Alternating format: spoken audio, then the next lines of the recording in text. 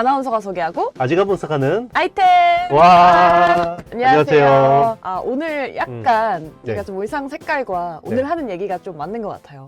자, 최근에 미국 경기 침체에 대한 우려로 네네. 시장이 정말 어지러운 상황에서 음. 엔비디아가 음. 실적을 냈습니다. 음. 뭐 잘 나왔다 네네. 라고도 할 수 있을 것 같긴 한데 네. 사실 랩터 마켓에서는 음. 하락하다가 음. 좀 상승하다가 음. 결국은 약보합으로 그렇죠.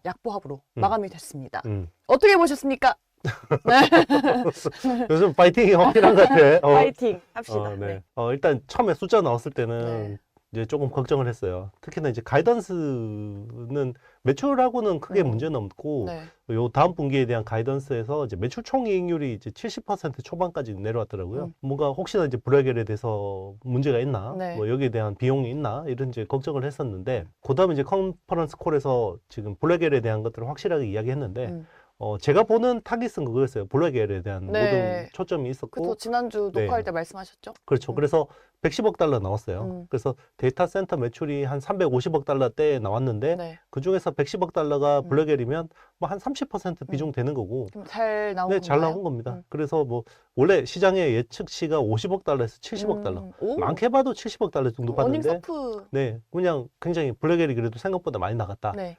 근데 이제 많이 나갔는데 요게 그러면 GB200의 문제가 해결돼서 그 보드가 많이 나간 거냐? 그건 아니다. 그건 아닌 것 같아요. 그래서 B200 칩 단위로 네. 많이 산 것 같아요. 좀 싼 거 위주로? 싼 거라기보다는 네. 이제 GB200, 엔비디아가 설계한 CPU, 그레이스라는 CPU하고 네. 블랙엘이라는 GPU를 같이 쓰면 제일 효율적이긴 하거든요. 근데 이제 그게 안 되면 그 인텔의 CPU 가지고 이제 섞어서. 네, 블랙엘하고 이렇게 하도 이제 GB200이 뭔가 계속해서 이제 문제가 되고 네네. 공급도 안 되니까 이제 그런 식으로 좀 쓰려는 니즈들이 맞는 것 같아요. 그리고 뭐 CPU를 A식으로 해서 뭐 네. 이렇게 이제 블랙엘만 가져와서 네. 그렇게 조립해서 많이 쓴 것 같아요. 가이던스가 사실 네. 그 증가 폭이 중요하다고 항상 말씀하시잖아요. 네, 시장의 기대가 지나치게 크다는 점도 약간은 실적에 대한 우려 요인인데 가이던스나 앞으로의 그런 미래에 대해서 어떻게 보셨어요?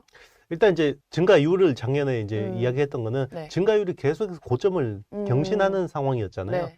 그래서 이제 증가율이 꺾인 거에 대한 프라이싱 끝났어요. 그래서 이제 그게 또다시 악재가 될 가능성은 없고, 네. 네. 그래서 뭐, 증가율이 이제 우리 데이터 센터 뭐 260% 이야기하다가 네. 지금 뭐 이제는. 60? 네, 그렇죠. 이제는 뭐 데이터 센터가 이번엔 93% 전년 대비해서 네네. 그래도 굉장히 준수한 실적이긴 하지만 뭐 작년에 우리가 막 분기 실적 네. 260% 이야기하던 그쵸, 그럴 때는 그쵸. 이제 이미 지났다고 볼 수 있는 거고, 그거는 이제 작년에 이미 저는 프라이싱 했다고 봅니다. 그래서 지금은 이제 증가율 꺾인다고 해서 주가가 오히려 더 하락하거나 이럴 것 같진 네. 않고, 이번에는 저는 블랙엘이 제일 중요했다 생각합니다. 저희가 지난주 얘기를 했지만 근데 이번에 젠슨황이 블랙웰 수요가 정말 놀랍다라고까지 얘기를 했고 네.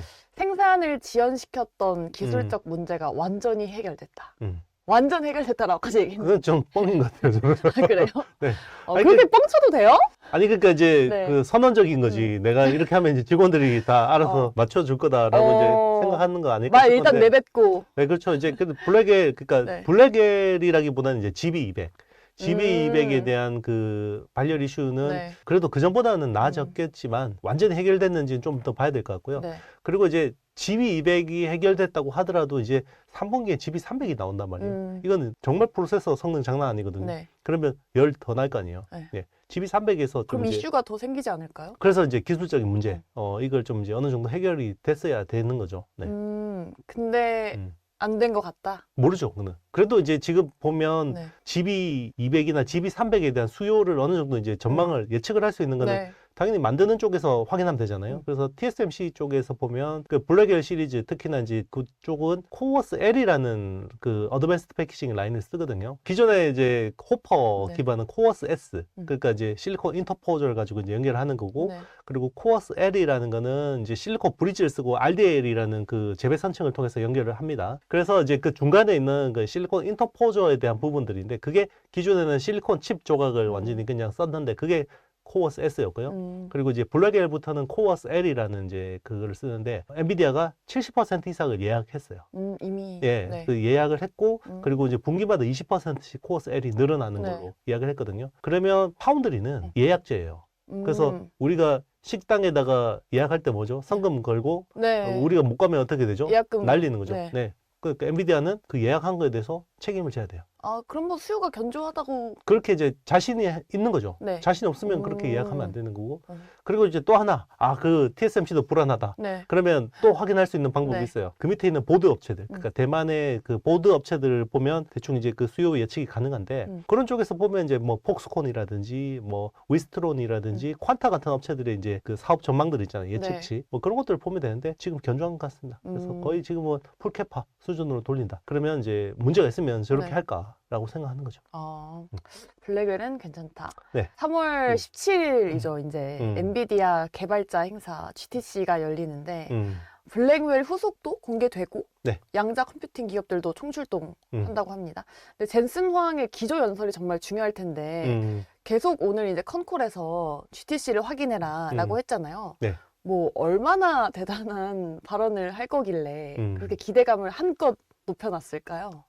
항상 이제 요즘에는 사실 엔비디아가 애플 행사 옛날에 그 스티브 잡스 있을 때 네. 애플 못지않은 것 같아요. 맞아요. 그러니까 항상 새로운 거 보여주잖아요. 뭐 이번에도 CES 2025에서 피지컬 AI가 네네. 완전히 그냥 떴잖아요. 네. 그 전까지만 해도 로봇이 되겠어 뭐 그랬는데 야, 다시 로봇이 AI가 올라가면 이게 네. 니들이 안 들던 로봇이 아니야. 그리고 학습 데이터에 대한 부분들은 코스모스라는 플랫폼을 공개해서 물리 데이터 니들 열심히 모을 필요 없어. 우리가 합성 데이터를 제공해 줄게. 멀티버스로. 이걸 이제 공개했잖아요. 이제 그런 거에 대해서 이제 또 보여줘 이런 거죠. 네. 더 대단한 걸 보여줘. 그럼 보여주면 이제 거기에 대해서 시장은 호응을 할 거고. 그만한 걸 보여줄 수 있을까요? 그러니까 이제 그게 관건이죠. 네. 만약에 이제 사람들이 이제 기대치가 이제 GTC에 대해서 이만큼 올라져 있단 네. 말이에요. 그런데 이제 별거 없다. 네. 그럼 이제 큰일 나죠. 근데 콘콜에서 이렇게 뭐 주목해라, 확인해라라고 한 정도면은 뭔가 준비한 뭔가 거 있겠죠. 있겠죠? 네. 상식적으로 그렇게 봅니다. 그쵸. 네. 상식적으로. 맞아요. 네. GTC는 이 투자자들의 신뢰를 좀 회복할 좋은 기회가 될 것 같아요. 그렇죠. 저는 이제 그 GTC에 대한 기대감만으로 지금부터 충분히 이제 전까지는 네. 랠리가 날 수 있다고 생각해요. 반등이. 기대감만으로. 네. 그쵸. 근데 최근에 딥시크 등장하고 단기 이제 매도 압력이 좀 셌었잖아요. 그렇죠. 근데 뭐 딥시크로 인해서 매출 감소가 과연 일어날지 아니면 그냥 AI 생태계 자체가 커지기도 하고 하니까 오히려 그냥 같이 좋아질지 그 부분은 어떻게 보세요? 그러니까 이제 딥시크가 놀라웠던 게 이제 네. 기존의 미국의 빅테크 대비해서 저비용으로. 10분의 1 비용으로 했다라는 거였는데 그거 사실 거짓말이는 게 대충 다 네. 나왔고요. 실제로 하이플라이어라는 이제 량원펑의 이제 그 퀀트 기반의 그 회사가 엔비디아 GPU가 꽤 많고 H100이 5만 장 있다는 이야기도 있으니까 네. 자 그걸 이제 활용했다라고 이제 어느 정도 추정할 수 있고요. 그럼에도 불구하고 굉장히 효율적으로 한 거는 사실인데 네. 컴퓨팅 파워가 그러면 줄어드냐? 자 중요한 건 그거잖아요. 스케일의 법칙이 깨진 거냐?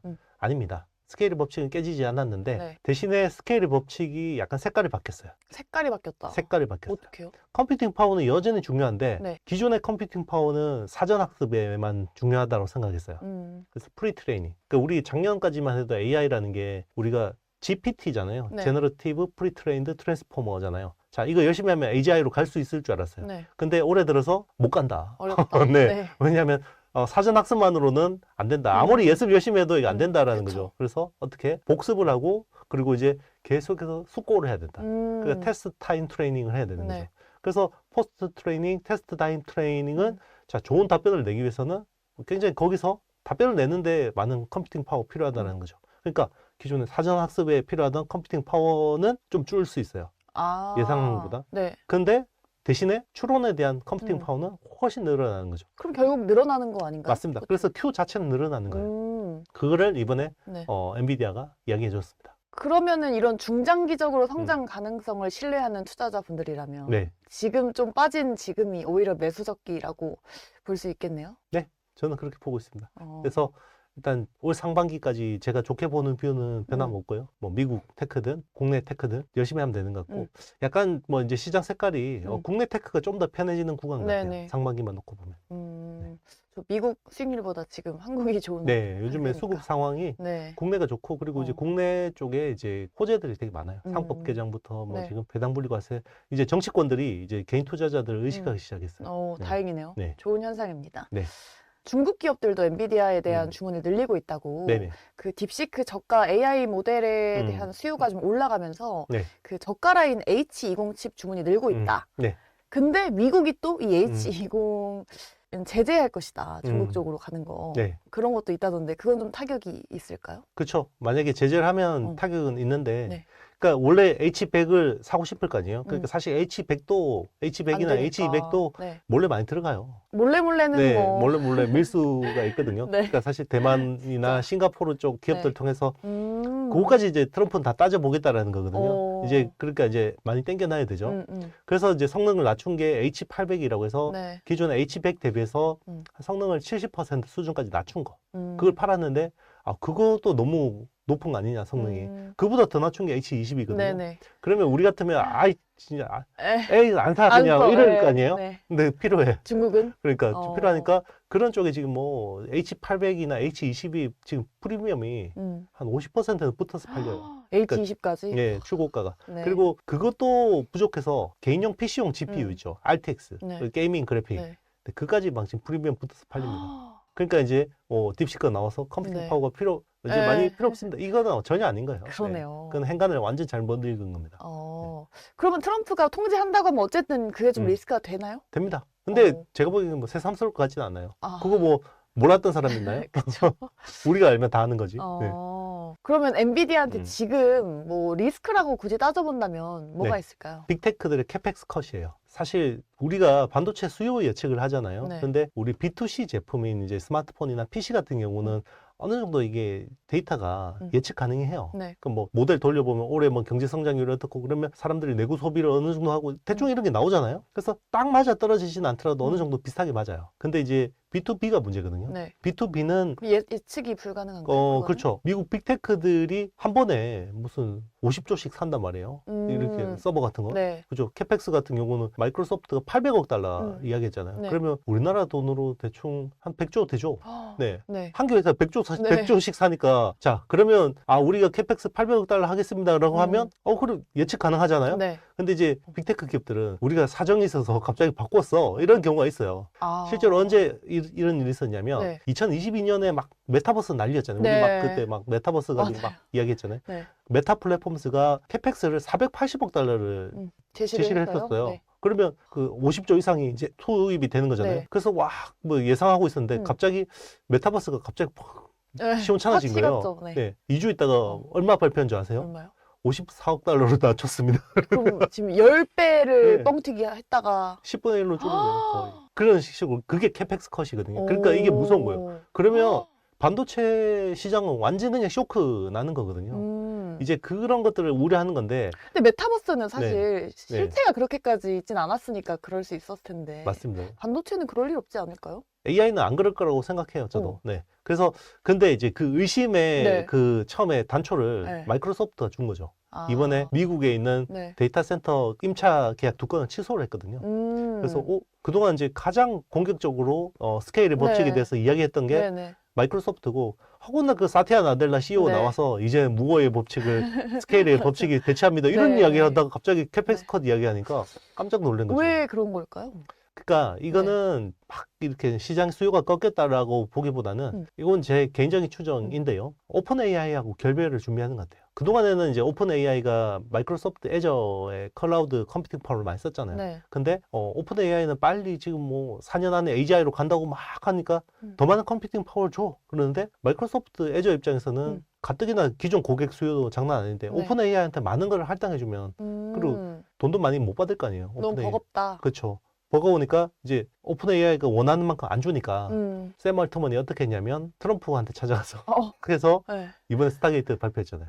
5천억 달러. 네네. 그러면 오픈 AI가 기존에는 애저를 쓰다가 스타게이트로 옮겨갈 거 아니에요. 그래서 2030년까지 오픈 AI 컴퓨팅 파워의 75%를 스타게이트로 옮겨가요. 그럼 어떻게 되죠? 애저는 기존처럼 공격적으로 캐파를 증설할 이유가 좀 그럼 결국 마스한테 안 좋은 건가요? 그러니까 단기적으로는 오픈 AI가 워낙 큰 캡티브 고객이었기 때문에 영향은 있죠.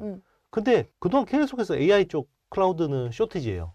그러면 다른 쪽은 채우면 돼요. 그런데 이만한 큰 덩어리가 하나 나가고 잔잔바리들로 채워야 되잖아요. 시간이 필요하잖아요. 그 때문에 이제 지금 굳이 급하게 기존 계획대로 AI 캐펙스를 집행할 이유가 없어진 거다라고 보는 게 첫 번째고요. 또 하나의 이유는 우리가 사전학습 쪽으로 컴퓨팅 파워를 다 준비했을 거 아니에요. 작년에는 우리가 사전학습으로 AGI로 갈 수 있다라고 했는데 네. 올해 들어서는 5원이라는 게 나오면서 네. 이제 추론 고도화가 돼야지 AGI로 갈 수 있어 라고 하니까 그러면 이제 그 컴퓨팅 파워에 대한 질이 달라지는 거예요. 그러니까 사전학습용 컴퓨팅 파워하고 포스트 트레이닝 그리고 테스트 타임 트레이닝에 대한 컴퓨팅 파워 좀 구성이 다를 거 아니에요. 아예 다르군요. 네, 그거를 이제 전환하는데 네. 약간 마찰적인 요인이 있는 것 같습니다. 그래서 이번에 뭐 오픈 AI 쪽 이제 이거 빼면서 네. 이런 것들도 조정하면서 약간 그런 영향이 있지 않을까 생각하는 거죠. 네. 그렇군요. 네. 마소 이야기까지 이렇게 재밌네요. 맞는데 네네. 월가에서 실적 발표하기도 전에 네. 엔비디아 목표 주가를 175에서 200까지 얘기를 했어요. 네네. 그러면은 지금 주가 대비해서 30%나 넘게 제시를 한 건데 네네. 뭐 가능하다고 보십니까? 가능은 하죠. 언제가 될지 모르지만 근데 이제 네. 빠르면 상반기 중에는 가능한데요. 진짜요? 근데 여기 전제 조건이 있어요. 뭐요? 일단은 빅테크들의 캐펙스 컷이 상반기 중에 나오면 안 없는 돼요. 거? 네. 그러니까 AI 사이클을 버텨줘야 돼요. AI 사이클이 기존처럼 계속 버텨주고 뭐 지금처럼 분기 매출이 400억 달러대 수준으로 계속 유지가 되면서 여기에 온디바이스 AI가 붙어줘야 돼요. 그러면 이제 온디바이스 AI라면 이제 우리 지난 시간 이야기한 프로젝트 디지트, 소캠 이야기하면서 네. GB10 같은 개인용 슈퍼컴퓨터 이런 쪽이 막 붙어준다. 그러면 이제 기대할 만하고 그리고 이번 실적 발표에서 사실 사람들이 네. 별로 주목하지 않는 부분이 있는데 예. 자동차 부분이 생각보다 서프라이즈 나왔어요. 뭐 이게 뭐 데이터 센터 매출 비하면 너무 미미해서 네네. 뭐 한 자동차 부분이 6억 달러 정도 되거든요. 근데 실제로 엔비디아의 그 칩셋을 가지고 자율주행을 구현하는 경우가 많아요. 그래서 그쪽도 앞으로 이제 사실 물리 AI에서 제일 중요한 게 로봇하고 자율주행이잖아요. 네. 그래서 자율주행 쪽도 생각보다 성장 속도 빠르다. 그러면 중요한 게 AI 사이클을 버텨주면서 이제 새로운 온디바이스 AI들이 기대감을 주면 그 시나리오 가능하죠. 그럼 GTC랑 또 새로운 이슈들이 얼마나 나오는지에 따라서 네. 상반기 주가 좀 향방이 갈리겠네요. 그렇죠. 그러면 개인 투자자들이 사실 그러니까 8조 원 넘게 샀다 이런 기사도 있고 딥시크 때 폭락했을 때도 매수 네네. 규모가 사실 어마어마했잖아요. 그렇죠. 그럼 잘 하고 계신 거네요? 네, 저는 뭐 사업개미들 되게 똑똑한 것 같아요. 네. 요즘 투자자분들이 되게 네. 진짜 많이 똑똑해지신 것 같아요. 그렇죠. 네. 그러니까 원래 우리 막 미국 주식 이야기하면 조회수 별로 안 나오다가 요새 그렇게 많이 나오잖아요. 맞아요, 맞아요. 그러니까 그만큼 이제 미국 네. 쪽으로 투자하시는 분들도 많고 그리고 예전에는 그냥 뭐 이름 들어본 회사들만 투자하고 이랬는데 요즘에는 다 그래도 어떤 회사인지 대충 사업 구조 따져보고 이런 분들이 되게 많더라고요. 맞아요. 그러면 저희가 뭐 브로드컴이나 네. 마벨테크 같은 다른 미국 주식들도 많이 얘기를 했는데 네. 그런 주식들에 비해서도 엔비디아가 지금 투자 매력도가 높다고 볼 수 있는 상황이에요? 지금은 네. 같이 빠져가지고 네. 반등할 때는 좀 어느 정도 비슷한 규모로 올라올 수 있지 않을까 생각하고 있고요.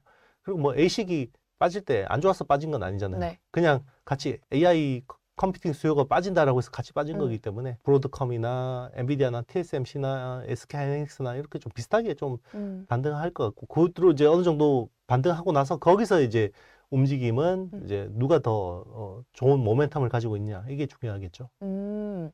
그러면은 엔비디아 관련해서 엔비디아 밸류 체인이라든지 아니면 관련된 국내 기업들까지도 다 같이 좀 좋게 보시나요?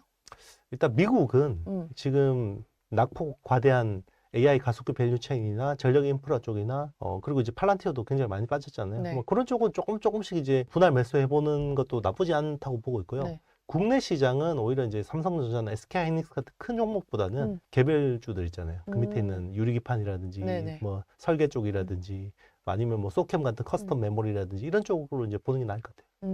소부장 밸류 체인 쪽.